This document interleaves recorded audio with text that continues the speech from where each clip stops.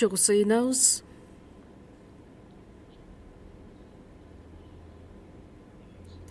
Бизди сүйгөн биздин ыйык ырайымдуу Кудай Ата.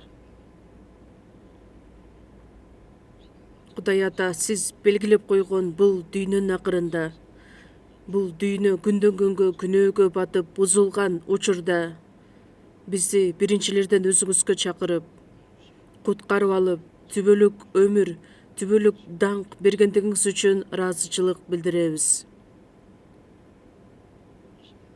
Ушул саатта Ыйса Машаяктын улуу каны аркылуу куткарылууга ээ болгон адамдардын баардыгы сиздин алдыңызда чогулуп, сиздин улуу ырайымыңызды, сүйүүңүздү даңкташ үчүн, сөз үйрөнүш үчүн, сиз менен чогуу болгон улуу баарлашууга чакыргандыгыңыз үчүн да ыраазыбыз. Биздин мамлекеттеги бүт жыйындар, дүйнөнүн ар бир бурчунда жайгашкан биздин жыйындар, кыйынчылыктарга карабастан, таалыкпастан жакшы кабарды таркатып келе жаткан биздин баардык бир туугандарыбызга мол ашып ташыган ырайымыңыз менен чогуу болуп, кандай мүшкүлдөр баштарына түшпөсүн, кайраттуулук менен күч кубатка толуп, сиздин жакшы кабарыңызды жана ошондой эле улуу эркиңизди аткаруу менен баардык даңктоолорду сизге арнашына жардам бериңиз. Биздин арабызда бир дагы адам адашып кетпестен бекем болушуна ар дайым өзүңүз көз салыңыз. Ар бир убакытта биз бара турган жолду ачык айкын кылып көрсөтүп бергендигиңиз үчүн да ыраазыбыз. Ушул саатта бизге бериле турган сөздү, сиздин эркиңизди туура айырмалап билишибиз үчүн да акылмандуулукка үйрөтүңүз. Биздин куткаруучу Ыйса Машаяктын ысымынан сыйындык. Амин. Даңктоо группасын чогулгабыз.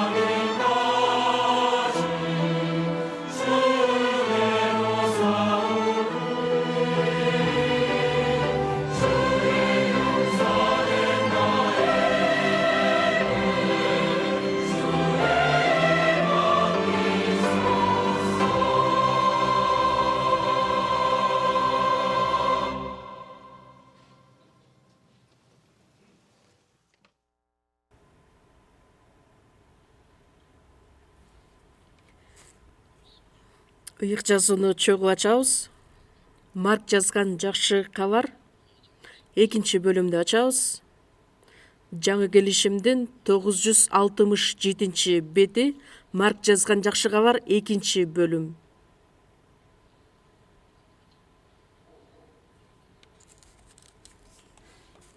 Марк жазган жакшы кабар экинчи бөлүм 1-аяттан 12-аятка чейин окуйбуз.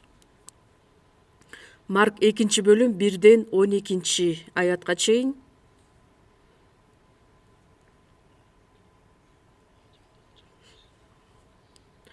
Бир нече күндөн кийин Ыйса кайрадан Капернаумга келди. Анын үйдө экендиги маалым болоор замат көп эл чогулуп калды. Ал эмес эшиктин алдында да орун калбай калды. Ыйса болсо элге Кудайдын сөзүн айтып жатты. Ошондо 4 киши ага бир шал оорулууну көтөрүп келди. Алар элдин көптүгүнөн Ыйсага жакын бара алышпай, үйдүн чатырын ачышты да, ал турган үйдүн төбөсүн тешип, шал оорулууну төшөгү менен түшүрүштү.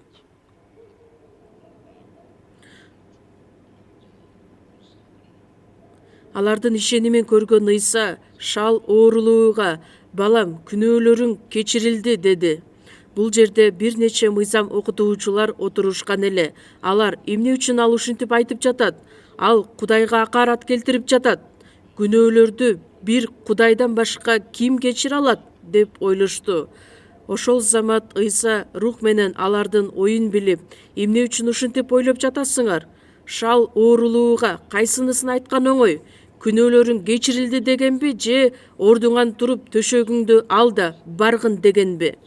Бирок адам уулунун жер үстүндө күнөөлөрдү кечирүүгө бийлиги бар экенин билишиңер үчүн" деди да анан шал оорулууга: "Сага айтамын, ордуңан туруп төшөгүңдү ал да үйүңө бар" деди. Ал ошол замат ордунан турду да төшөгүн көтөрүп алып, бардыгынын көз алдында сыртка чыгып кетти.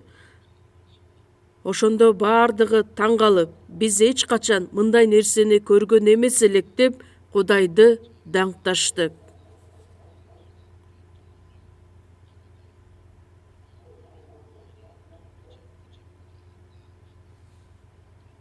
Ушуга чейин жетиштүү.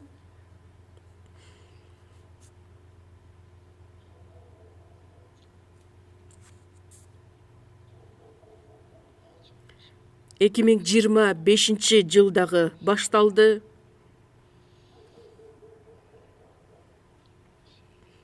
Жаңы жылда жаңы чечимдер менен, жаңы максаттар менен, жаңы пландар менен бардыгы биздин Теңир үчүн, жакшы кабар үчүн аткарасыздар деп мен ишенем. Эртеңки күндөн баштап бизде жаңы жылдын биринчи семинары башталат.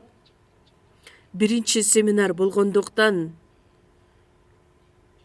биз бардыгыбыз биргеликте дагы да куткарыла элек көптөгөн адашкан адамдарга биз ээ болгон таң калыштуу Кудайдын керемет ырайымын адамдарга жеткирүү менен көптөгөн адамдар куткарылып калсын деген үмүт менен аракеттенелик. Кудай күнөөлөрдү кечире турган ишти аткарат. Бирок ал ишти биринчиден куткарылууга ээ болгон адамдар аркылуу аткарат. Адамдын жаны куткарылышы үчүн Кудай тарабынан белгиленген жолдору бар. Эгерде биз ал жакшы кабарды таркатпасак, биз ага жоопко тартылабыз. Биз сиздер менен окуп кеткен бул аяттагы сөздөрдү карасак, күнөөкөрдү Ыйсага алып келген адамдар деген темада мен сиздерге айтайын деп турамын. Ушул аяттардын мазмунун карасаңыздар, Ыйса Капернаумга келет. Ал үйдүн ичинде болгон учурда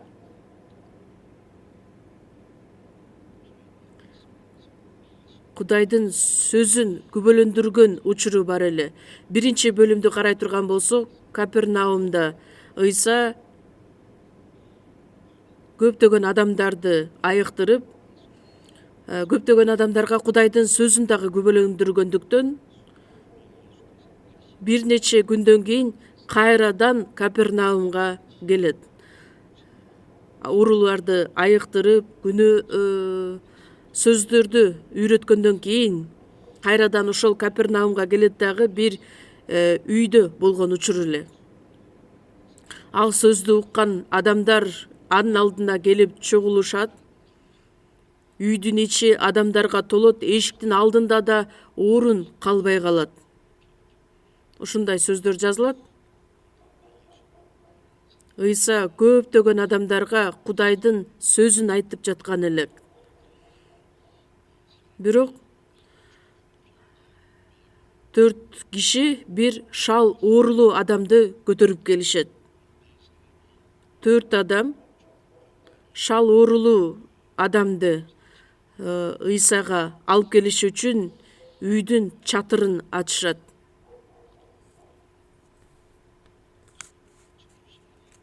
Ыйса ал оорулуу адамды айыктырып берсин деген алардын каалоосу дагы чоң элек. Ыйса элдерге сөз айтып жаткан учурда шал оорулуу адам, ал эч бир өз алдынча кыймылдай албаган адам. Тирүү адам, бирок эч бир кыймылсыз тирүү жаткан өлүк дене сыяктуудай. Тирүү, бирок эч бир кыймылсыз, бир аракет да кыла албаган адам. Куткарылбаган адамдардын жанын же болбосо руханий акыбалын түшүндүрөт. Анткени куткарылбаган адамдардын жаны күнөөлөрдүн жана кылмыштардын азабынан рухий өлүк адамдар болгондуктан, ошол шал оорулуу адамды көтөрүп келген 4 адамдын ишеними бар эле. Алар Кудайга ишенген адамдар элек. Ошондуктан биринчиден Теңирге ишенген адам, сөз уккан адамдар ошол шал оорулуу адамды Ыйсага алып келсек, Ыйсага жеткирсек, сөз түрдө айыгат деген ишеними бар элек. Ошол себептен бул оорулуу адам өз алдынча жалгыз Ыйсага келе албагандыгы үчүн кайсыл адам бул адамды Ыйсага алып келет эле? Жөн эле ичтип келбестен аны көтөрүп келиши керек эле. Ушул оорулуу адамды биринчиден Ыйсага ишенген достору болобу же жакындары болобу, бул ал адам үчүн чоң бакыт деп айтсак болот. 4 адам ушул шал оорулуу адамды Ыйсанын астына көтөрүп келишет дагы Ыйсага жакындатыш үчүн биримдикте аралык канча экендигин биз билбейбиз, бирок ошол аралыкта 4-өө биригип адамды көтөрүп келишет. Чарчаса да, кыйналса да.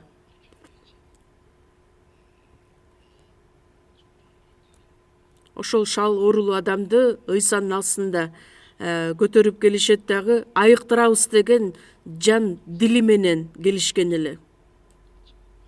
Ыйса жайгашкан жерге келишет дагы адамдардын ушунчалык көп экендигин көрүшөт дагы ага жакындай албастыгын көрүп,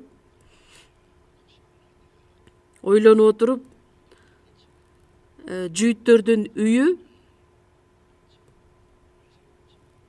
биз жашап жаткан үйлөрдөн курулушу айырмаланат. Сырттан ошол чатырга чейин, үйдүн төбөсүнө чейин чыгала турган атайын шатылар бар элек. Азыр эми ушул үй кандайча курулган биз билбейбиз, бирок ошол тепкич менен өйдө көтөрүлүп, үйдүн чатырын ачып салышкан. Үйдүн төбөсүн тешип, Ыйса дал ушул жерде отурат деп алар божомолдоп, 4 адам 4 жагынан төшөктү кармайт дагы ошол шал оорулуу адамды төшөгү менен чогуу Ыйсанын алдына түшүрүшөт. Ыйса алардын ишенимин көрүп, шал оорулууга айтат: "Балам, күнөөлөрүң кечирилди." Бул жерден биз сиздер менен эмнени түшүнө алсак болот? Ыйса шал оорулуу адамдын ишенимин көрбөстөн, ошол адамды көтөрүп келген 4 адамдын ишенимин көрүп, алардын ишенимин көргөн Ыйса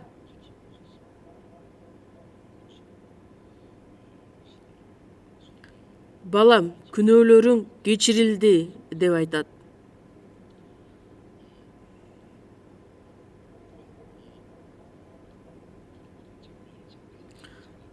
Ушул фрагментти азыр биз элестетип көрө турган болсок, көптөгөн элдер отурат. Анан адамдар ойлошу мүмкүн да, эмне деген ишти кылып атышат булар? Кантип эле тиги оорулуу адамды өйдө жактан ылдый түшүрсүн төшөгү менен? Өйдө төбө жактан түшүрүш үчүн деле алар көптөгөн иштерди, аракеттерди кылышкан. Бирок ушул 4 адам бардык нерсеге көңүл бурбастан, карабастан өздөрү кыйналса да, башка адамдар аларды айыптайбы, же болбосо жаман көрөбү, жек көрөбү, ага көңүл бурбастан, менимче ушул 4 адам бир гана шал оорулууну айыктырабыз, Ыйсага алып келебиз деген гана ой менен бардык нерсени аткарышты деп ойлойм.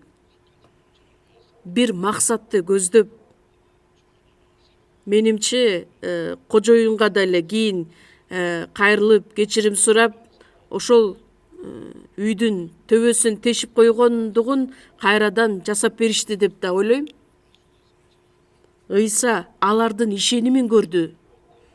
Шал оорулуу адамды гана эмес, ошол оорулуу адамды көтөрүп келген 4 адамдын ишенимин көрдү. Балам, күнөөлөрүң кечирилди деп айтат.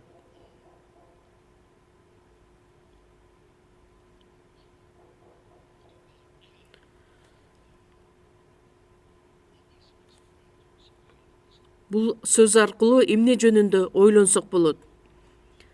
Шал оорулуу адам өз алдынча Ыйсанын алдына келе албайт эле. Анткени ал өз алдынча кыймылдай да албайт эле. Бирөөнүн жардамына муктаж болгон адам. Бул бизге кандай сабак берет?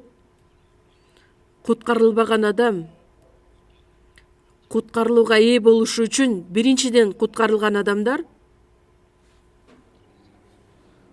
башка адамдарды куткарып алышыбыз үчүн биздин аракетибиз, биздин ишибиз керектелет. Биринчиден куткарылууга ээ болгон адам башка адамдардын жанын сүйүү менен ал адамды машаякка алып келишим керек деген жан дили менен, өзүнүн курмандыгы менен иш аткарбаса, анда ал адамдар куткарылууга ээ боло алышпайт. Ушул окуя дагы бизге өтө маанилүү сабакты үлгү катары бизге көрсөтөт. Ошол 4 адамдын ишеними эле гана бар болбостон, алардын күч аракети биримдеги болгондуктан ушул иш жүзүндө аткарылды деп айтсак болот. Анткени Кудайдын каалоосу ар бир адам ушул нерсеге бүт күч аракетин жумшашын каалайт. Куткарылуунун күчү аткарылышын каалайт. Адамдар куткарылышы үчүн сөзсүз түрдө биринчиден куткарылган адамдын жардамы керектелет.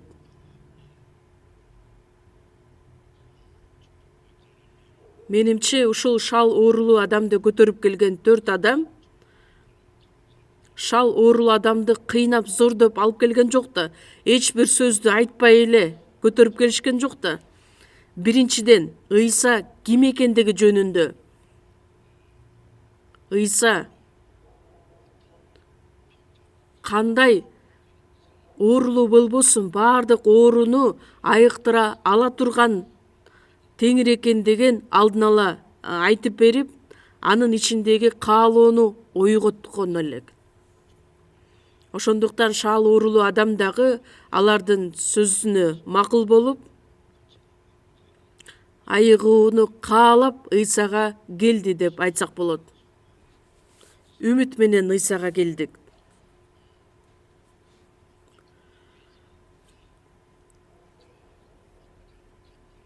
Биз адамдардын жаны куткарылышы үчүн дагы сөз түрдө ал адамдын өзүндө каалоо болушу керек, өз ыктыяры менен. Качан гана биринчиден куткарылууга ээ болгон адамдар ага сөз айтканда гана алар сөз уга алышат.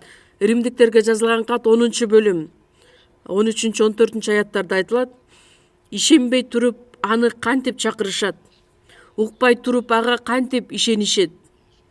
Жакшы кабарды таратуучулар жок болсо кантип угушат? Ыйса Машаяк айкаш-чыгашта кадалуу менен бизге түбөлүк кечирим алып келди. Бирок ал чындык жөнүндө адамдарга биз жакшы кабарды айтпасак, таркатпасак, анда адамдар эч качан ишене да алышпайт. Ошондуктан жакшы кабарды таратуучулар жок болсо кантип угушат? Биринчиден куткарылган адам Атам мени кандай жиберген болсо, силерди дагы ошондой жиберем деген сөздөрдү айтылгандай, куткарылганга чейин биз бул дүйнөгө куткарылыш үчүн төрөлгөнбүз деп айтабыз. Биринчиден куткарылган адамдардын жардамы аркылуу Кудайдын ырайымын кабыл алып биз куткарылдык. Эми куткарылган адамдар башка адамдарга жакшы кабар айтканы Кудайдын тапшырып берген улуу тапшырмасы деп айтсак болот.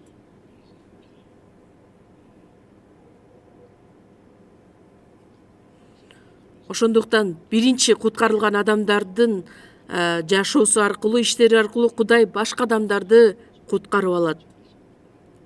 Анткени бул Кудай тарабынан белгиленген жол, ыкма. Кудайдын астында адамдар куткарылышы үчүн биринчиден куткарылган адамдардын курмандыгы, иш аракети сөз түрдө керектелет.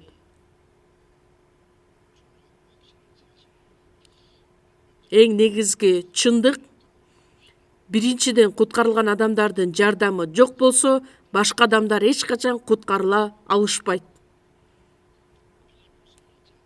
Филиппиликтерге жазылган катты чөп ачабыз, 1-бөлүм.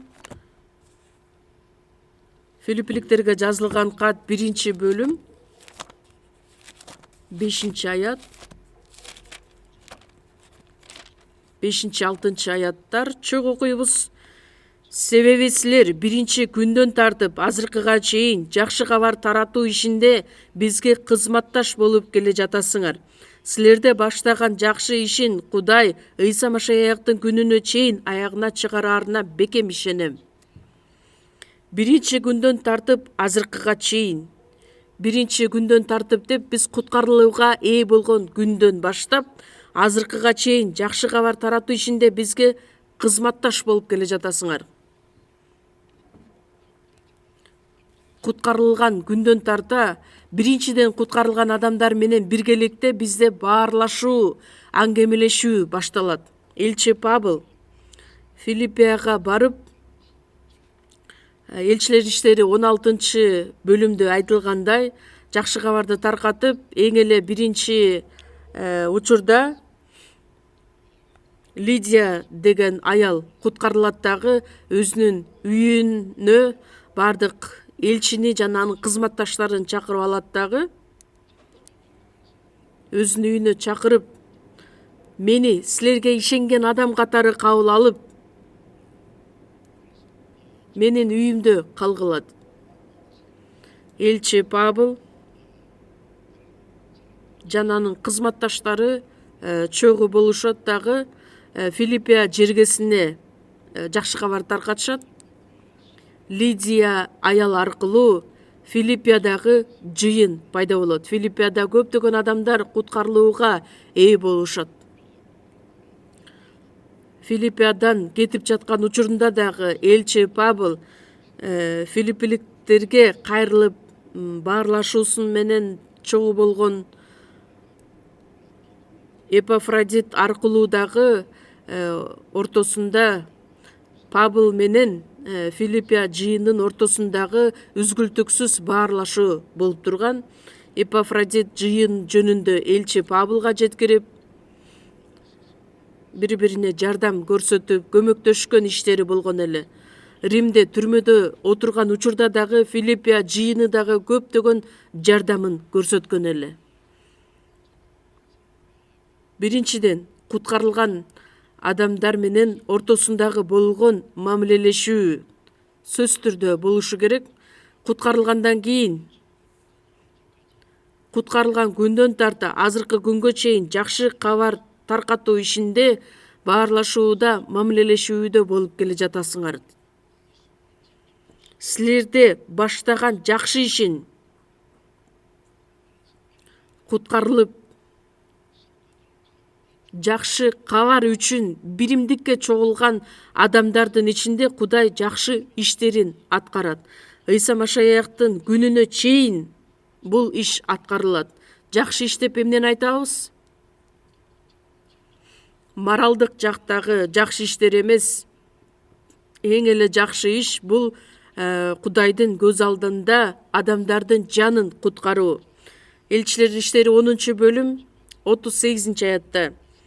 Назареттик Ыйсаны Кудай ыйык рухка жана күчкө толтурган. Анда Ыйса элдерди аралап, жакшы иштерди жашап, шайтандын бийлиги астында кыйналып жүргөндөрдүн баардыгын айыктырган эле. Жакшы иштерди аткарган деп айтылат. Шайтандын бийлиги астында кыйналып жүргөндөрдү куткарып алгандыгы бул эң жакшы иш. Ошондуктан силердин араңарда Кудай өз жакшы ишин баштаган. Куткарылган адамдардын ортосунда мамилелешүү бар. Мамилелешүү аркылуу Кудай өзүнүн жакшы иштерин аткарып келет.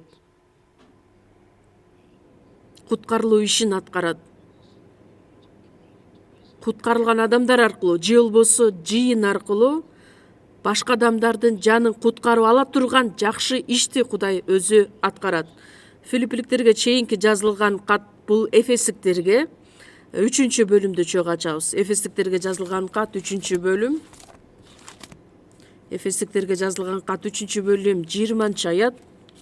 Чогуу окуйбуз. Биздин ичибизде күчү менен аракеттенип жаткан сураганыбыздан да же ойлогонубуздан да артык кыла ала турган Кудай. Биздин ичибизде күчү менен аракеттенип жаткан. Биздин ичибизде деп бул куткарылган адамдарды айтабыз. Өз иштерин аткарып келген Кудайдын керемет күчү.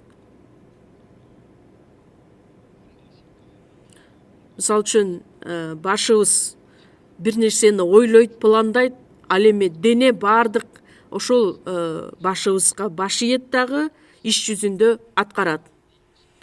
Биздин ичибизде күчү менен аракеттенип жаткан. Силердин ичиңерде жакшы ишти аткарган Кудай. Куткарылган адамдардын арасындагы жакшы иштер өз күчү менен сураганыбыздан да, ойлогонубуздан да артык кыла ала турган Кудай. Эмне үчүн биз сураганыбыз көп? Куткарылган адамдар эмнени сурашы керек? Куткарыла элек бир туугандарыбыз жөнүндө.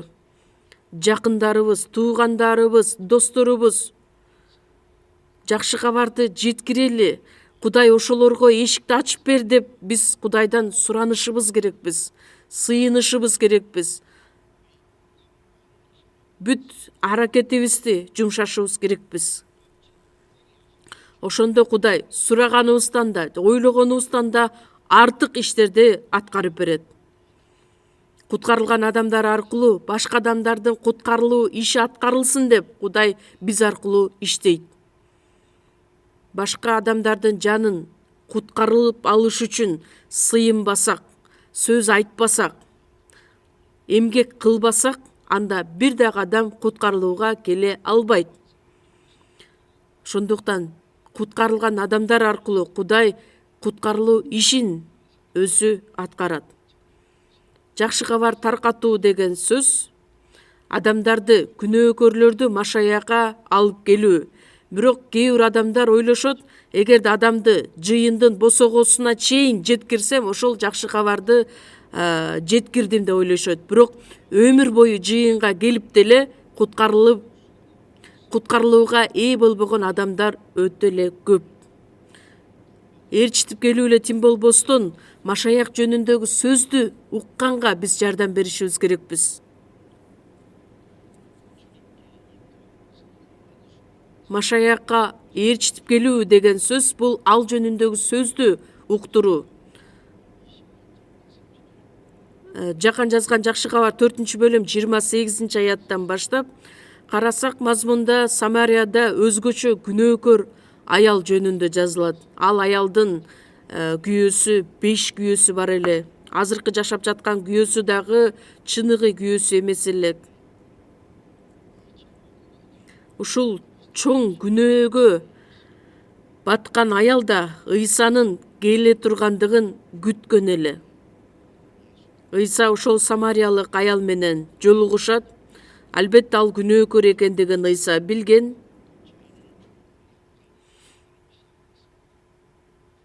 Ыйса сууга суусаганга караганда ошол аялга жакшы кабар сөздү жеткирсем экен деген ишке суусап турган эле. Ошол аял менен баарлашып отурган учурда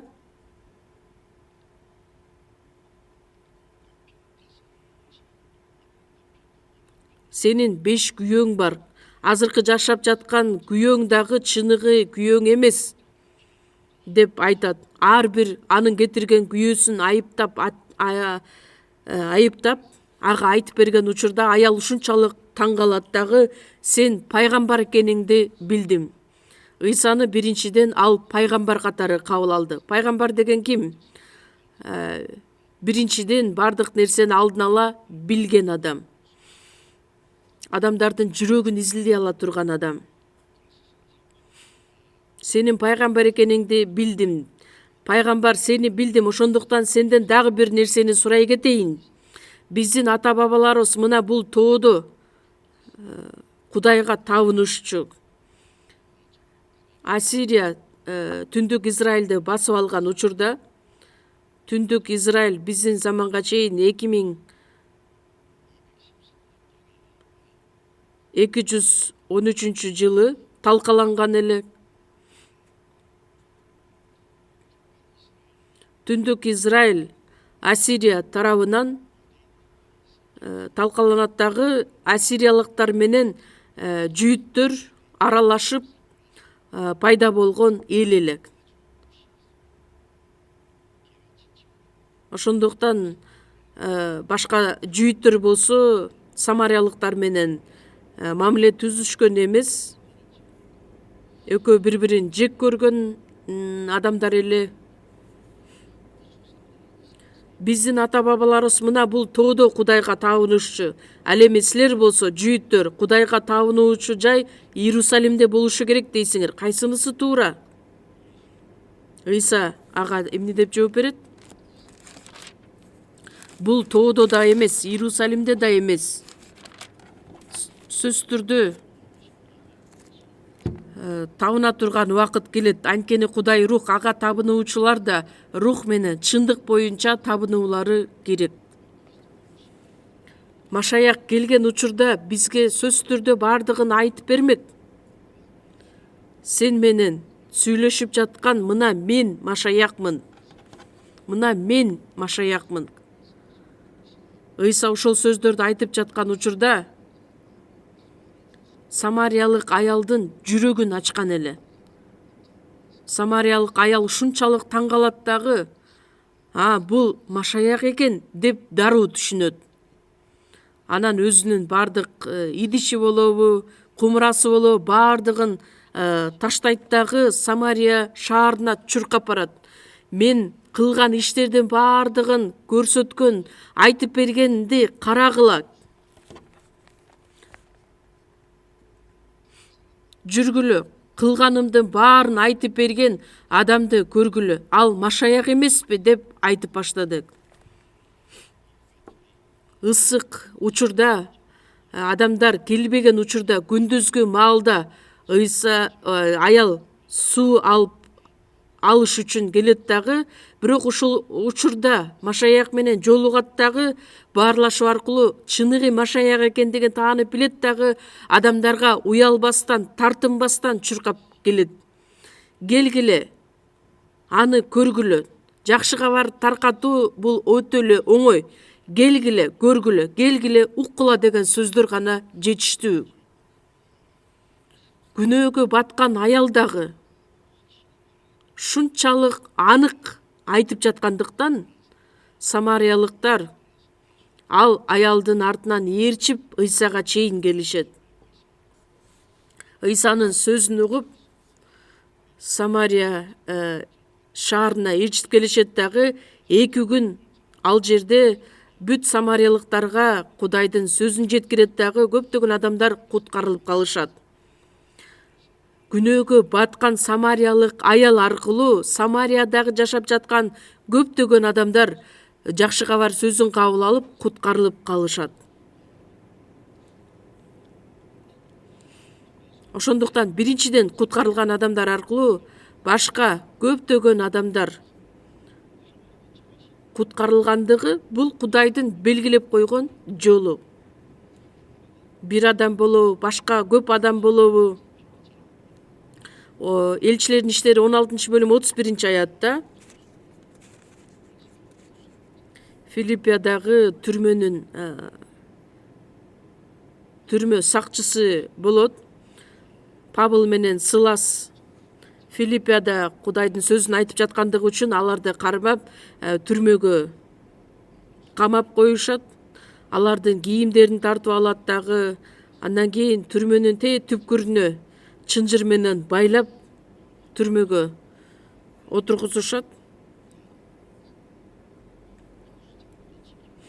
Түрмө сакчысы аларды кайтарып отурган болот, бирок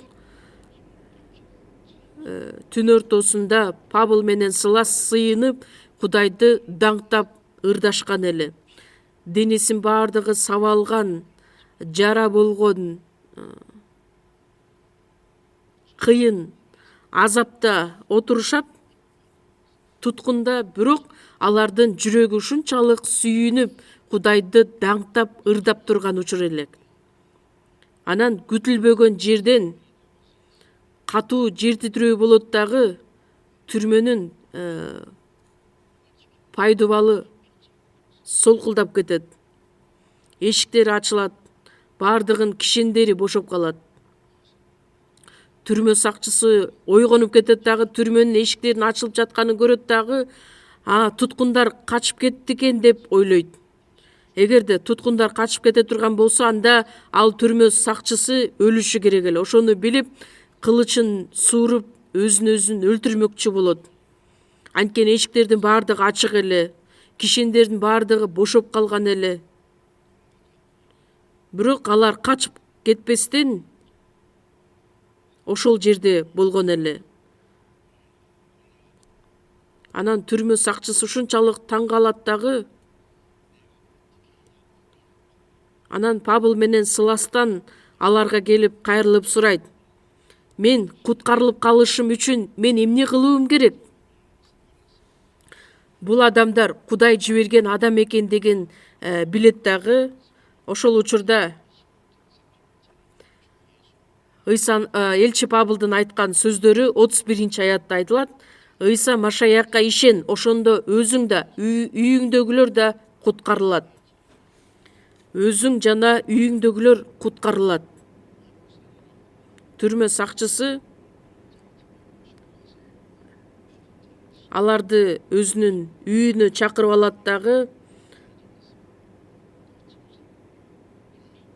үйүнө алып барып аларды сыйлайт дагы. Элчилер иштери 16-бөлүмдө ошол түрмө сакчысынын баардык үй бүлөсү куткарылып кала тургандыгы жөнүндө айтылат. Кудайдын убадасы биринчиден куткарылган болсо, өзүнүн үй бүлөсү, жакындары, туугандары, досторуна жакшы кабарды айта турган жол ачылат. Өзүнөн өзү эле куткарылып калат деген сөз эмес. Мисалы үчүн бир үй бүлөдөн бир адам куткарылса, башкалардын баардыгы өзүнөн өзү куткарылып калат деген сөз эмес. Аларга дагы жакшы кабарды жеткиргенде алар ишенип, анан куткарылат. Жакшы кабарды айткандыгыбыз үчүн алар куткарылышат. Анан биринчиден куткарылган адам оозун ачпай, бир нече жакшы кабарды айтып, анан тажап кеткенинен мейлем тозокко барсаң тозокко бар, мен сага айтпайм деп отуруп ала турган болсо, анда кантип адамдар куткарылып калмак эле? Биз үзгүлтүксүз көңүлүбүздү чөктүрбөй, аягына чейин сыйынып, такыр болбосо көз жашыбызды төгүп, чын жүрөгүбүз менен Кудайдан сурана турган болсо, Кудай ал сыйынууну дагы угат, аткарып берет. Башка адамдар куткарылып калышы үчүн биринчиден куткарылган адамдардын бекем ишеними жана чыныгы каалоосу сөзсүз түрдө керектелет. 65-забур 16-аятта Кудай менин жаным үчүн эмне кылгандыгын силерге жарыя кылам. Кудай менин жаным үчүн эмне ишти аткарды? Куткарылуу ишин аткарып берди. Ошондуктан ошол ырайымды кабыл алган адам, Накыл сөздөр 21-бөлүм 28-аятта билгенин айткан адам күбө дайыма туураны сүйлөйт. Куткарылган адамдар аркылуу башка адамдар куткарылып калыш үчүн Кудай ушул жолду өзү колдонот. Ошондуктан биринчилерден куткарылган адам башка адамдарды теңирге алып келе турган мүмкүнчүлүккө ээ болгон. Ал иш үчүн адам эч качан өз күчүн аябашы керек. Куткарылган адамдар башка адамдардын куткарылып калышы үчүн сөзсүз түрдө дайыма сыйынууда туруктуу болушу керек. Эгерде ал сыйынбаса, аракет жумшабаса, эч бир нерсе кылбай эле оозун ачып отура турган болсо, анда бир дагы адам куткарылып калбайт. Накыл сөздөр 24-бөлүмдү ачалычы анда. Накыл сөздөр 24-бөлүм.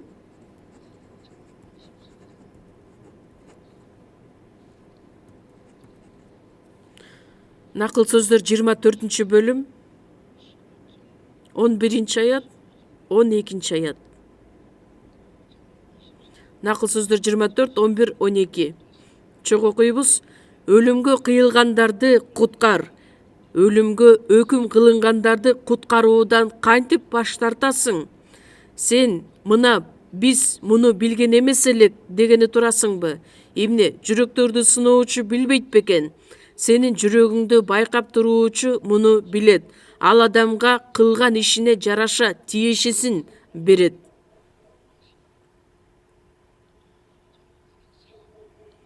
Сен өлүмгө кыйылгандарды куткар.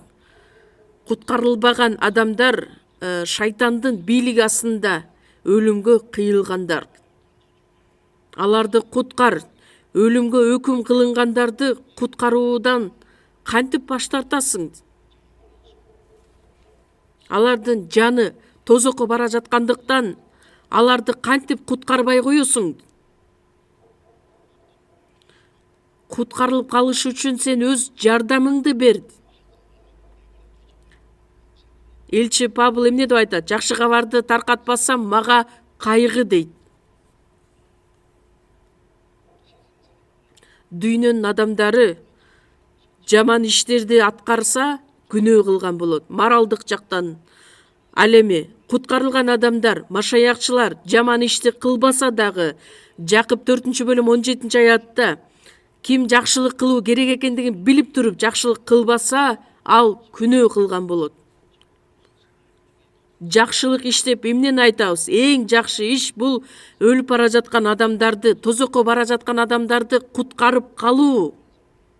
Бул биринчилерден куткарылган адамдардын мойнунда жаткан чоң жоопкерчилик деп айтсак болот.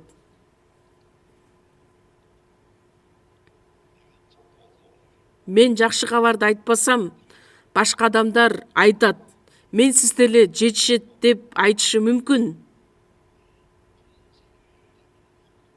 Эгерде ошентип баарыбыз отура берсек, анда башка адамдар кантип куткарылат? Башка адамдарды куткарып калайын деген биздин үзгүлтүксүз сыйынуубуз, бүт күч аракетибиз, жан дилибиз менен күйүп, алар үчүн жүрөгүбүз менен жакшы кабарды жеткиришибиз керекпиз. Сен айтасың, мен муну билген эмес элем деп.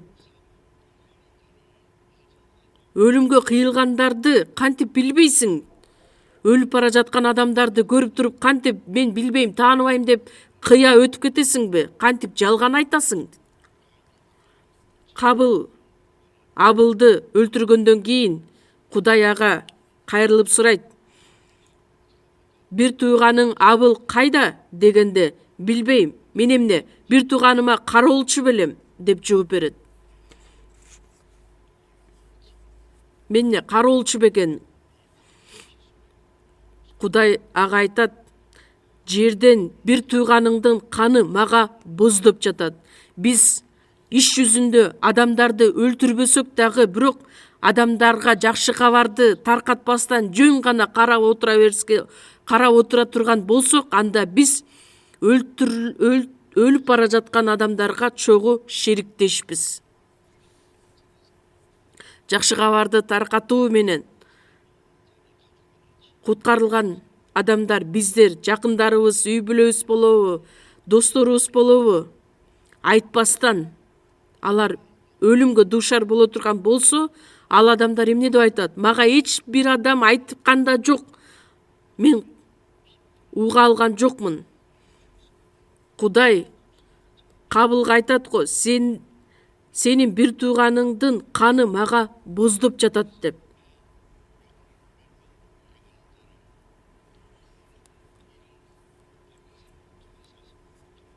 Өлүмгө кыйылгандар,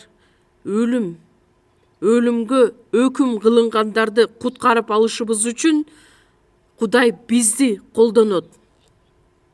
Кимдир бирөө сыйынып, ал адам куткарылып калсын деп күч аракетин жумшагандыктан. Марк 2-бөлүм 5-аятта Ыйса шал оорулууга төбөдөн ылдый төшөгү менен түшүргөндө Ыйса ал адамдын жүрөгүн да көрдү да. Шал оорулуу адамдын гана жүрөгүн көрбөстөн, аны көтөрүп келген 4 адамдын жүрөгүн да көрдү. Алардын ишенимин көргөн Ыйса, балам, күнөөлөрүң кечирилди деди. Төшөктө жаткан шал оорулуу адамдын ишенимин гана көрбөстөн, көтөрүп келген адамдардын ишенимин көрдү. Биз бул жерден эмнени ойлоп көрсөк болот? Куткарылган адам канчалык деңгээлде башка адамдар үчүн сыйынат, канчалык деңгээлде ал бүт күч аракетин жумшайт. Биздин ишенимибизди көрүп, башка адамдарды Кудай өзү куткарып алат. Биринчиден, адам куткарылган күндө дагы башка адамдар үчүн кайдыгер карабастан бүт аракетин жумшаса, куткарылуу иши аткарылат. Тескерисинче эч нерсе аткарбай отура берсе, ал адам аркылуу Кудай эч бир ишин аткара албайт. Алардын ишенимин көргөн Ыйса шал оорулууга, балам, күнөөлөрүң кечирилди деди. Шал оорулуу адам Кудайдын асына келгендиги ошол оорудан айыксам экен деген каалоо менен келген эле.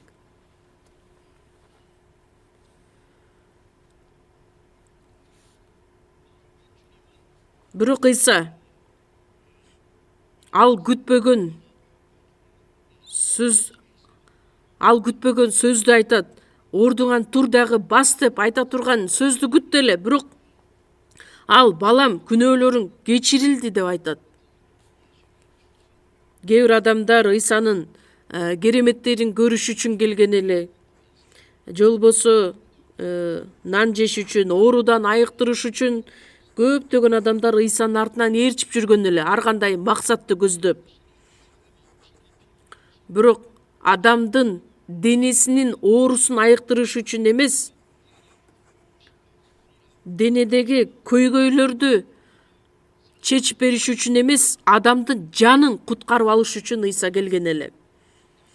Жакан 5-бөлүм 21-аятта атам өлгөндөрдү кандай тирилткен болсо, уулу да каалаган адамына өмүр берет.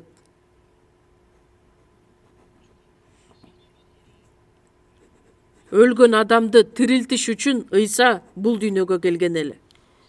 Адамдын жаны куткарылып калыш үчүн кандайдыр бир моралдык жакшы иштерди аткаруу менен, кайрымдуулук кылуу менен ал аткарылбайт. Адамдын аракети менен дагы эмес. Биринчиден, күнөө үчүн жаза өлүм болгондуктан адам күнөөдөн арылышы керек. Күнөөдөн арылыш үчүн күнөөсүз адам өлүшү керек. Лебилер 17-бөлүм 11-аятта дененин жаны канда. Ал канды курмандык чалынуучу жайга дайындагам, анткени ал кан жанды тазартат. Адам болобу, жаныбар болобу, анын жаны канда. Дененин жаны каны деп медицина боюнча далилденгени бул өтө эле аз убакыт болду. Ал эми Лебилер китеби 17-бөлүм бул мындан 3500 жыл мурун дененин жаны каны, кан жанды тазартат деп айтылган эле. Силердин жаныңарды күнөөдөн тазартуу үчүн текелердин, торпоктордун каны менен эмес, Ыйса Машаяктын төккөн улуу каны аркылуу 1 Петр 1-бөлүм 18-19 аяттарда силердин куткарылып калганыңар күмүш же алтын менен эмес, кемчиликсиз таза козунун, Машаяктын кымбат баалуу каны аркылуу куткарылганыңарды билгиле. Кудай белгилеп койгон жол менен. Еврейлерге жазылган кат 9-бөлүм 12-аятта текелердин, торпоктордун каны менен эмес, өз каны менен бизге түбөлүк куткарылуу алып келди. Ошол эле 9-бөлүм 22-аятта кан төгүлмөйүнчө күнөө кечирилбейт. Кан төгүлмөйүнчө күнөө кечирилбейт. Күнөө кечирилбесе, куткарылуу иши аткарылбайт. Сөзсүз түрдө кан төгүлүшү керек эле. Жаныбарлардын каны менен эмес, байыркы келишимде Израиль эли койлордун, торпоктордун, эчкилердин каны менен күнөөлөрдөн арылышкан эле. Ал эми жаңы келишимде Ыйса Машаяк өз жанын берүү менен, канын төгүү менен биздин күнөөлөрдү кечирет деген Кудайдын вадасы айтылган. 1-Жакан 3-бөлүм 5-аятта Машаяк бизди күнөөлөрдөн арылтыш үчүн келген. Жана анда эч кандай күнөө жок экендигин билесиңер. Күнөөсүз Машаяк биз үчүн бул дүйнөгө келди дагы бизди күнөөдөн арылтты, түбөлүккө кечирди. Шал оорлуу адамга сенин күнөөлөрүң кечирилди. Ыйса айкаш чыгачка кадала элек учур эле. Айкаш чыгачка кадалуу менен баардык адамдарды күнөөдөн кечире тургандыгын алдын ала айткан эле. Сенин күнөөлөрүң кечирилди. Ышая 44-бөлүм 22-аятта Ыйса Машаяк келгенге чейин 700 жыл мурун Ышая пайгамбар аркылуу айткан эле. Сенин мыйзамсыздыктарыңды тумандай күнөөлөрүңдү булуттай таратам, мага кайрыл, анткени сени кун төлөп куткарып алдым. Ыйса келгенге чейин 700 жыл мурун Ышая пайгамбар келе турган Машаякты көрүп, адамдарга кайрылып айтат: силердин күнөөлөрүңөрдү тумандай, булуттай таратам дейт. Адам менен күнөөкөрдүн ортосунда ошол күнөө тоскоол болуп турган эле. Эми ошол күнөөлөрүңөрдүн баардыгы булуттай, тумандай таратылды. Эми баардыгыңар мага келгиле. Шал оорулуу адамга Ыйса: сенин күнөөлөрүң кечирилди. Сенин күнөөлөрүңдүн баардыгы кечириле тургандыгын алдын ала көрсөткөн. Эфесиктер 1-бөлүм 7-аятта Кудай айтат: силер Кудайдын мол ырайымынын негизинде уулунун кан аркылуу кун төлөнүп, күнөөлөрүңөр кечирилди.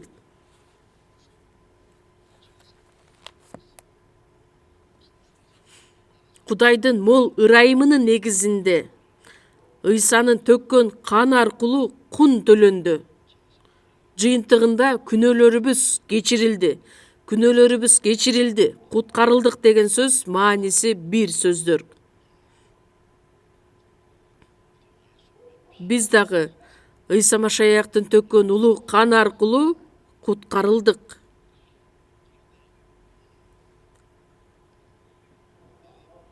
Марк жазган жакшы кабар 2-бөлүмдү кайрадан ачалы. Марк жазган жакшы кабар 2-бөлүм 5-аят. Алардын ишенимин көргөн Ыйса шал оорулууга: балам, күнөөлөрүң кечирилди деди. Бул жерде бир нече мыйзам окутуучулар отурушкан эле. Алар: эмне үчүн ал ушинтип айтып жатат? Ал Кудайга акарат келтирип жатат. Күнөөлөрдү бир Кудайдан башка ким кечире алат деп ойлошту. Ошол замат Ыйса руху менен алардын оюн билип: эмне үчүн ушинтип ойлоп жатасыңар?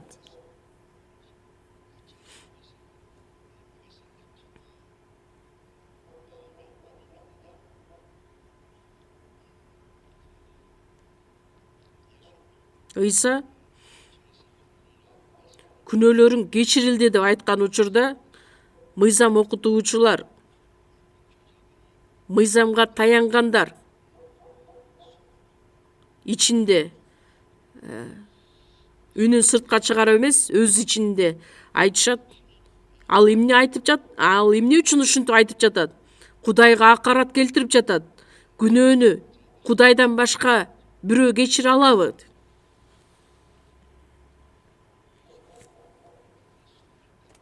Ыйса алардын ички дүйнөсүн да көрүп турган эле. Ичинен ушинтип айтып жаткандыгын дагы Ыйса билген. Ыйсаны сындап жаткандыгын дагы ал көргөн. Эмне үчүн ушинтип ойлоп жатасыңар? Бул адамдар азыр дагы да Ыйсанын ким экендигин биле элек. Жакан 10-бөлүм 30-аятта: мен жана Атам бирбиз. Ыйса ал адам эмес. Филиппиктер 2-бөлүмдө 6-7 Ыйса Кудайдын бейнеси эле.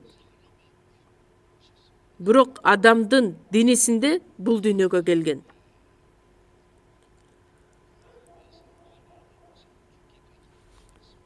Куткаруу ишин аткарыш үчүн өлгөнгө чейин, айкаш-чыгашка кадалганга чейин Кудайга тил алчак болгон эле. Бирок өзүнүн тактысын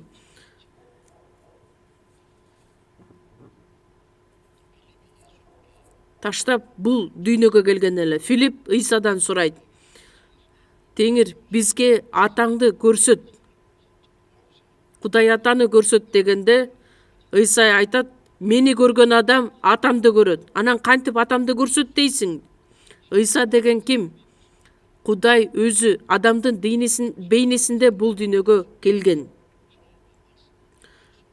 Кудай өз сөзүн Ыйса Машаяк аркылуу күбөлөндүргөн. өлгөн адамдарды тирилткен, пес оорусунан айыктырган Ыйса Машаяк аркылуу Кудай өз иштерин баардыгын аткарды да, анан күнөөлөрдү кечире ала турган бийликти да берген. Жүйүттөр дагы да Ыйсанын ким экендигин билбегендиктен, сенин күнөөлөрүң кечирилди дегенде, бул адам Кудайга акарат келтирип жатат деп айыптап башташты. Күнөөлөрдү бир Кудайдан башка ким кечире алат?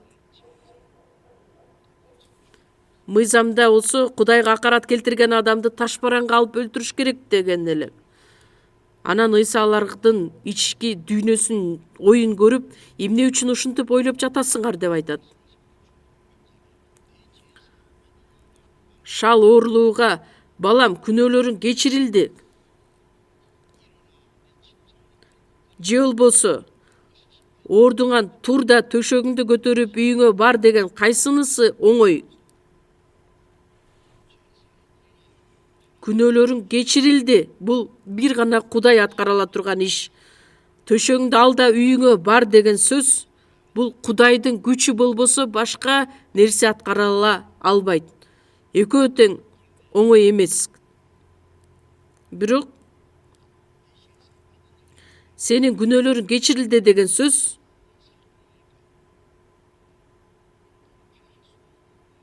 көзгө көрүнбөгөн нерсе болгондуктан, адамдардын ою боюнча төшөгүңдү көтөр дагы баардын астында эшикке чык деген сөз экөөнү тең иш жүзүндө аткарыш бул оңой нерсе эмес элек. Бир дагы адамдын колунан келбеген нерсени көрсөтүш үчүн адам уулунун жер үстүндө күнөөлөрдү кечирүүгө бийлиги бар экенин билишиңер үчүн шал оорулууга айтат, ордуңан туруп төшөгүңдү ал да үйүңө бар деди. Ошол замат ордунан турду да төшөгүн көтөрүп алып баардыгынын көз алдында сыртка чыгып кетти. Ошондо баардыгы таң калып, биз эч качан мындай нерсени көргөн эмес элек деп Кудайды даңкташты. Буга чейин мындай ишти көрүшкөн эмес элек. Бул шал оорулуу адам эмне үчүн мындай ооруга чалдыккандыгын биз билбейбиз. Балким ал бир күнөө кетиргендир. Адам баласына келген бардык кыйынчылык, азап, кайгынын бардыгы күнөө себеп болгондуктан. Жакып 5-бөлүмдө силердин араңарда ким ооруп жаткан болсо, жыйын башчыларын чакыртсын, ал теңирдин астында сыйынсын. Күнөөлөрүңөр үчүн оору дагы, ар кандай кыйынчылык бар болгондуктан, биринчиден керек болгон нерсе бул биздин күнөөлөрүбүз кечирилиши. Биринчиден анын күнөөсүн кечирип, андан кийин денесиндеги болгон оорусун айыктыруу бул экинчи орунда турган эле. Анткени Ыйсанын бул дүйнөгө келгенинин эң биринчи максаты адамдын жанын куткарып алуу, күнөөсүн кечирүү. Кудайдын курмандык козусу катары адамдар үчүн өлүп, алардын күнөөсүн кечирип,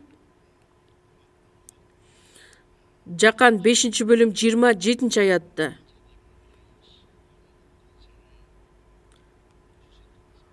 Кудай Ата Ыйсага сот жүргүзүү бийлигин да берген. Куткаруу ишин дагы аткарган, ошол эле учурда сот жүргүзүү бийлигин да алган.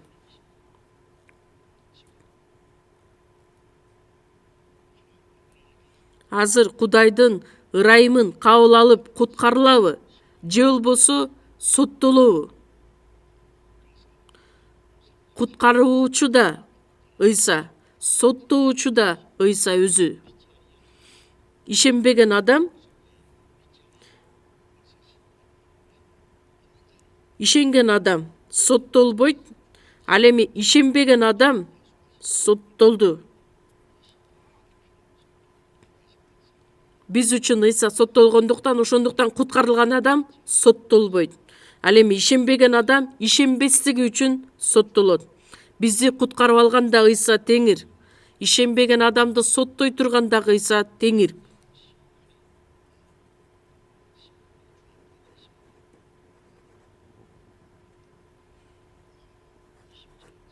Жакан жазган жакшы кабар 20-бөлүмдү чогуу ачабыз.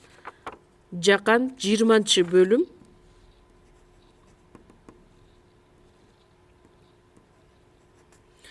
Жакан жазган жакшы кабар 20-бөлүм.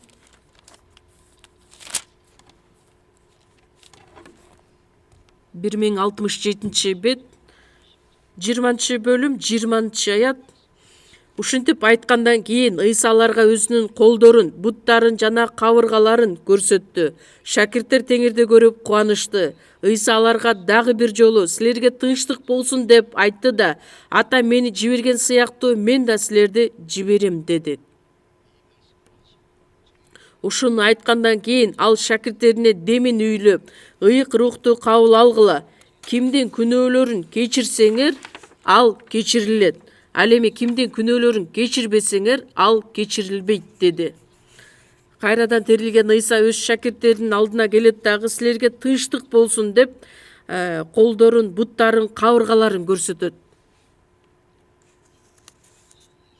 Азапты башынан өткөргөн Ыйса шакирттеринин алдына келет.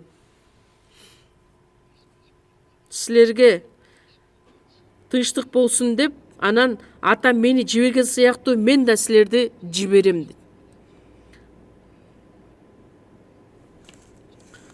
Жакан 6-бөлүмдө Ыйса айтат, өз каалоомду аткарыш үчүн эмес, мени жиберген Атамдын эркин аткарыш үчүн келдим. Күнөөсүз Ыйса өлгөнгө чейин Гетсемания багында Кудайга ушунчалык сыйынат дагы, мен каалагандай эмес, Ата, сен каалагандай болсун. Ата мени кандай жиберген болсо, мен да силерди ошондой жиберем. Кудай Атанын каалоосу бардык адамдардын куткарылышы. Ыйса тирилгенден кийин, Ата мени кандай жиберген болсо, мен да силерди ошондой жиберем. Айга чыгашта кадалган Ыйса Машаяк бардык күнөөлөрдү кечирдик. Ал эми биз жакшы кабарды таркатыш үчүн Ыйса тарабынан жиберилген адамдарбыз. Анан өз демин үйлөп, ыйык рухту кабыл алгыла.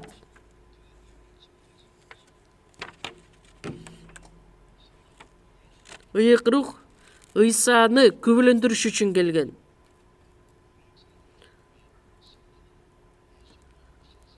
Ыйык рух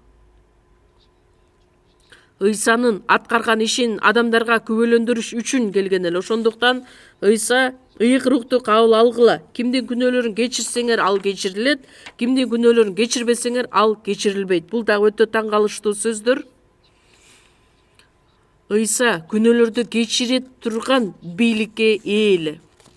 Өзүнүн улуу канын төгүү менен адамдардын күнөөсүн кечире ала турган бийликке ээ болгон.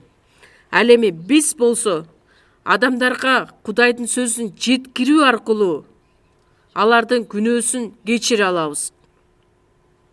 Кимдин күнөөсүн кечирсеңер, ал кечирилет.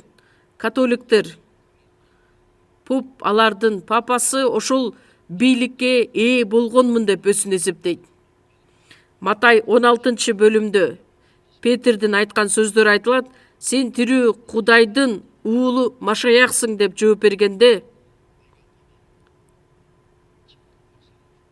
мен сага асман падышачылыгынын ачкычтарын берем. Жер үстүндө эмнени байласаң, асманда да ошол байлануу болот. Жер үстүндө эмнени чечсең, асманда да ошол чечилүү болот. Католиктердин ою боюнча Петр асман падышачылыктын ачкычына ээ болгон адам. Ошондуктан католиктин папасы, поп Петрдин урпагы болгондуктан эми ошол ачкыч попто деп ойлошот. Анан поп же болбосо папа өзү ошол ишти аткара албагандыктан жанындагы кызматчылары бар, алар ыйык кызмат кылуучулар. Кимдин күнөөсүн кечирсеңер, ал кечирилет, кимдин күнөөлөрүн кечирбесеңер, ал кечирилбейт. Жерде эмнени байласаң, ошол асманда да байланат, жер үстүндө эмнени чечсең, асманда ошол чечилүү болот. Демек, жерде бул эмнени байлаган болсоң, ошол бойдон калтырылат. Ыйык кызмат кылуучу поптун ишин аткарам деп ойлойт. Эгерде адамдар ошол поптун астына келип, ыйык кызмат кылуучулардын астына келип, күнөөлөрүн өз мойнуна ала турган болсо, сенин күнөөлөрүң кечирилди деп Аллага айтат. Ыйса Машаяктын айткан сөзү мындай мааниде эмес. Сен ал адамдарга барып жакшы кабарды таркатсаң, ал адам ишенсе, анда анын күнөөсү кечирилет. Айтпасаң, оозуңду ачпасаң, алардын күнөөлөрү кечирилбейт. Куткарылган машаякчыларга тапшырып берген улуу тапшырмасы дал ушул. Машаякчыларга берилген эң эле маанилүү улуу тапшырма адамдарга жакшы кабар таркатуу. Забур 117 Забур 17 бөлүмдө мен өлбөйм, жашай берем, Теңирдин иштерин жарыя кыла берем. Куткарылган адамдын өлбөстөн жашай турган негизги максаты жакшы кабарды таркатуу. Ыйса шал оорулуу адамга сенин күнөөлөрүң кечирилди деп айткандан кийин төшөгүңдү ал дагы эми үйүңө бар деген сөз чындыгында күнөөлөрдү кечире ала турган бийлик Ыйсага берилгендиги жөнүндө далилдеген, адамдарга күбөлөндүрдү. Ордуңан тур да, төшөгүңдү ал да үйүңө бар. Кудайдын күчү аркылуу Ыйса ошол күнөөлөрдү кечире ала турган бийликке ээ экендигин жар салды, көрсөттү. Бизге дагы күнөөлөрдү кечире ала турган бийликти берди. Кандайча түрдө? Жакан 14 бөлүм 12 аятта мен кылып жаткан иштерди мага ишенген адам да кыла алат. Ыйсанын аткарган ишин биз дагы аткара алабыз. Ыйса күнөөлөрүң кечирилди деген болсо, биз дагы адамдарга жакшы кабарды айтсак, ал адамдардын күнөөсү кечирилет. Эгерде ал адамдарга айтпасак, алардын күнөөсү кечирилбейт. Кечирилбесе, демек тозокко барышат. Тозокко бара берсин, мейли деп биз оозубузду жаап отуруп алабызбы анда? Колдон келишинче оозубузду ачып элдерге айтышыбыз керекпиз. Забур 65 бөлүм 16 аятта айтылат го. Кудай менин жаным үчүн эмне кылган болсо, ошолорду жарыя кылам. Самариялык аял сыяктуудай мен жөнүндө бардыгын айтып бергенди келип көргүлө, уккула.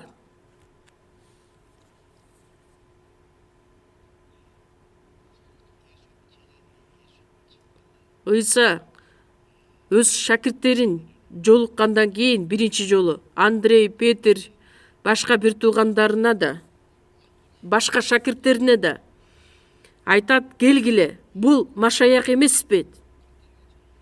Биз деле ушул сөздөр менен адамдарга жакшы кабарды жарыя кылсак болот.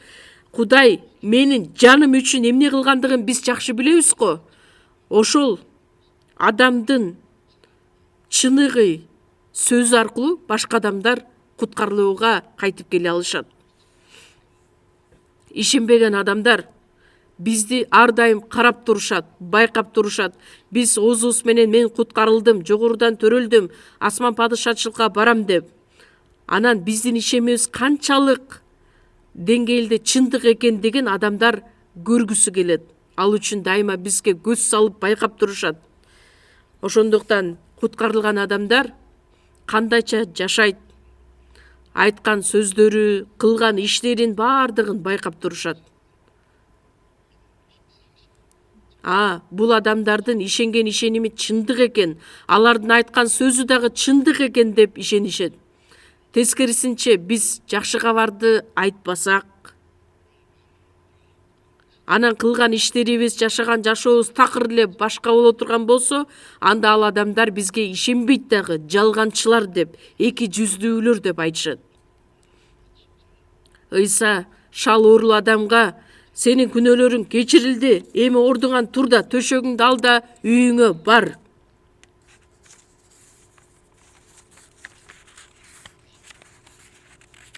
Ыйсанын күнөөсүн кечиргендигине дагы адамдар ишене алышат.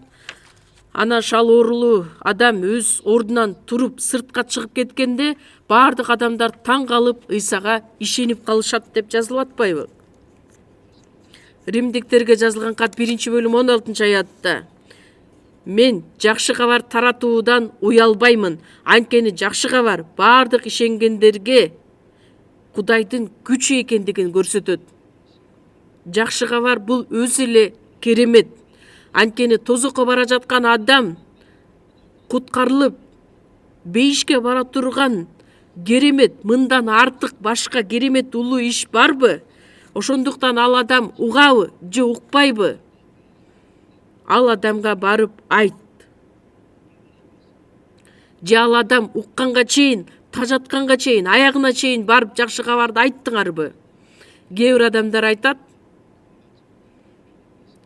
куткарылбаган күйөөсү үчүн ар дайым сыйынып, сабалса да, аны урса да, жек көрсө дагы аягына чейин баш тартпастан жакшы кабарды таркаткандыгы үчүн менин тааныштарымдын ичинен күйөөлөрү өлгөнгө чейин куткарылып калган учурларды өтө көп кездештиргенмин. Анткени адил адамдын каалоосу сөз түрдө аткарылат. Ошондуктан биз өтө чоң жоопкерчиликти мойнубузга алган адамдарбыз. Машаякчы деп биз куткаруучуну айтабыз. 1-Корунтуктар 12-бөлүмдө дагы айтылат.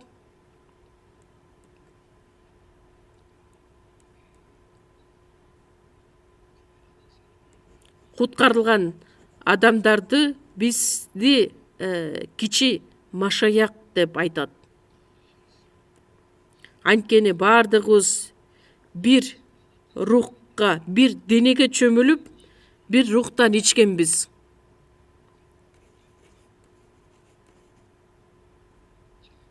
Биз кичи машаякпыз, машаякчыларбыз.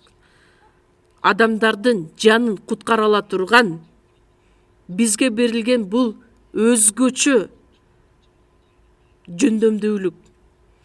Ошол жөндөмдүүлүктү, күчтү биз колдонбостон катып ала турган болсок, анда бизге да кайгы болот. Жакан 5-бөлүм 24-аятта: менин сөзүмдү угуп, мени жиберген Кудайга ишенген адам түбөлүк өмүргө ээ. Ал соттолбойт, анткени өлүмдөн өмүргө өттү. Ыйсанын айткан сөзүн адамдарга айта турган болсок, ал сөзгө ишене турган болсо, ал соттолбойт, өлүмдөн өмүргө өткөн адам болот. Анын тагдыры өзгөрүлөт.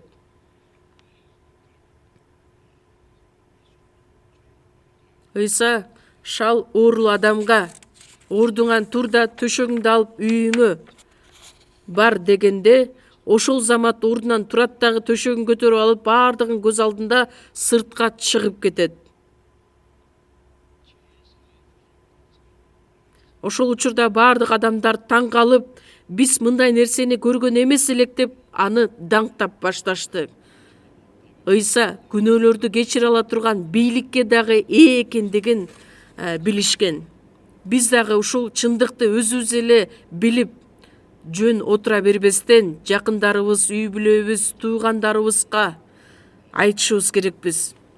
Шал оорулуу адамды 4 адам көтөрүп келгендей эле, биз дагы мейли биз канча адам болбойлу, ошол канча адам бир жүрөктө, бир ойдо боло турган болсок, биздин биргеликте аткарган эмгегибиз менен сөз түрдө Теңир өз ишин аткарат. Жайкы конференцияда көптөгөн адамдарды биз Кудайга алып келебиз го. Алар биринчиден куткарылган адамдардын сөзүнө макул болуп, өздөрү каалап келишет да. Кээ бир адамдар ошол ысыктан качып деңизге, чет мамлекеттерге саякатка жөнөшөт. Ал эми куткарылган адамдар бүт жан дили менен сыйынгандыктан, эмгек кылгандыктан ал адамдар дагы макул болуп, жайкы конференция учурунда чогуу келишет дагы куткарылышат. Семинар болот деп айтылганда, мен болбосом башкалар жакшы кабар тарката берсин деп бизде арт жакта кала турган болсок, анда жакшы кабар сөзү өзүнөн өзү башкаларга жетеби? Башкаларга баардыгын тапшырып, өзүбүз четте калып кала турган болсок, анда биз өз жоопкерчилигибизди иш жүзүндө аткарбай калган болобуз. Ал адамды Кудай жөн калтырат деп ойлойсузбу? Быйыл дагы биринчи семинарда баардыгыбыз биргеликте чогуу сыйынып, бизди айлана чөйрөдө курчап турган баардык адамдарга жакшы кабар сөзүн жеткирип, жакшы шал оорулуу адамды көтөрүп келген сыяктуудай, биз дагы адамдарды ээрчитип, сөзгө ишене тургандай кылып, көптөгөн адамдар куткарылган күндө Кудайды даңкташат. Жакан 15-бөлүмдө айтылгандай, силер көптөгөн жемиш алып келсеңер, атам даңкталат. Куткарылган адамдар жакшы кабарды таркатуу аркылуу өз жемиштерин алып келет. Жакшы кабар таркатсак, биздин жемишибиз болот, Кудай үчүн чоң даңк болот. Ошол эле учурда Ыйсанын шакирттери экендигибизди күбөлөндүрө алабыз, далилдеп алабыз. Оозубуз менен эле Ыйсанын шакиртимин деп айтпастан, иш жүзүндө аткарганга аракет кылалы. Биринчи боло турган семинарда баардыгыңыздарды чогуу эмгектенип берүүңүздөрдү суранабыз, чогуу сыйынабыз. Биздин ырайымдуу Кудай Ата, биз Кудайдан алыстап күнөөгө баткан учурубузда бизди аяп, биз таанып биле электе биз үчүн өз ишиңизди аткарып, бизди сүйүп, Ыйса Машаяктын улуу каны аркылуу биздин күнөөлөрдү кечирип, ыйык рухтун жетеги менен сиздин улуу керемет сөзүңүздү биз кабыл ала тургандай кылып иштеп бергендигиңиз үчүн ыраазыбыз. Ыйса Машаяктын улуу каны аркылуу куткарылууга ээ болгон биз мындан аркы жашообузда сиз бизге тапшырып берген улуу тапшырманы көптөгөн адамдарга жеткирүү менен баардык материалдык байлыгыбызды, убактыбызды, аракетибизди жумшоо менен адашкан адамдарды сиздин алдыңызга ээрчитип келишибиз үчүн бизге жардам бериңиз. Бизде боло турган семинарда көптөгөн адамдар куткарылып калышына Кудай Ата, сиз өзүңүз жетектеп чогуу болуңуз. Куткарылган баардык биздин бир туугандарыбыз ушул сиздин улуу ишиңизде бир ойдо, бир түлөктө, бир жүрөк менен эмгек кылып, сиздин улуу даңкыңызга ээ болушуна жардам бериңиз. Баардыгын сиздин улуу ыйык колуңузга тапшыруу менен биздин куткаруучу Ыйса Машаяктын ысымынан сыйындык. Аминь.